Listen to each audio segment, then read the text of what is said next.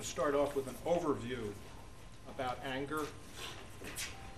One way I thought we might do that is to look at some quotes from ancient wisdom, from culture today, from around the world.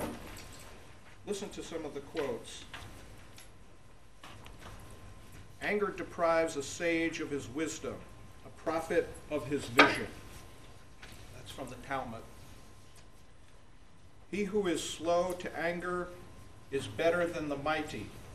That's from the book of Proverbs.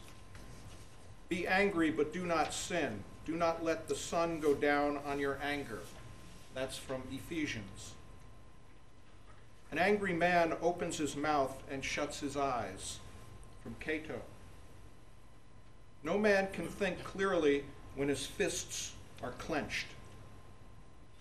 George John Nathan. Anger is a momentary madness, so control your passion or it will control you.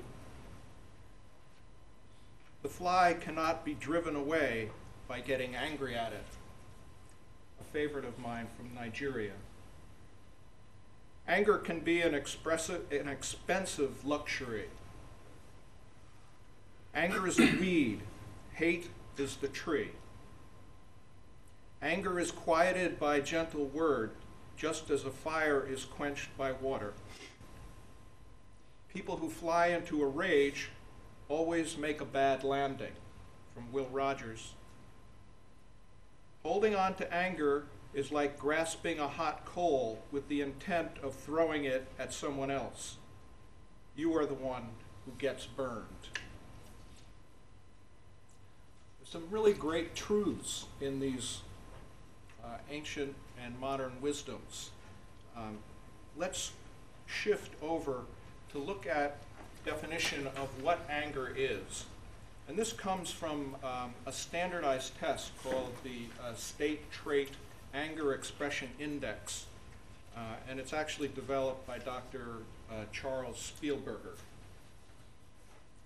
Anger is a psychobiological emotional state consisting of feelings varying in intensity from mild irritation or annoyance to intense fury and rage, accompanied by activation of neuroendocrine processes and an arousal of the autonomic nervous system.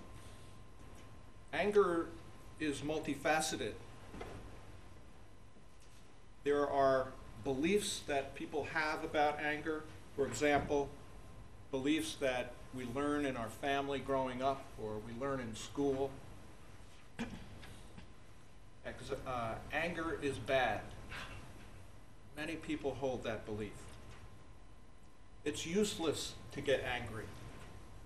A number of people that I have worked with over the years have had that belief. It's not healthy to hold on to anger. I think we hear about that regularly. Beliefs about anger impact your thoughts, which influence your feelings, which in turn influence your behaviors. Besides the beliefs, it's also important to realize that there are degrees of anger. Quite frankly, some people don't understand that sometimes. They believe they are either angry or not.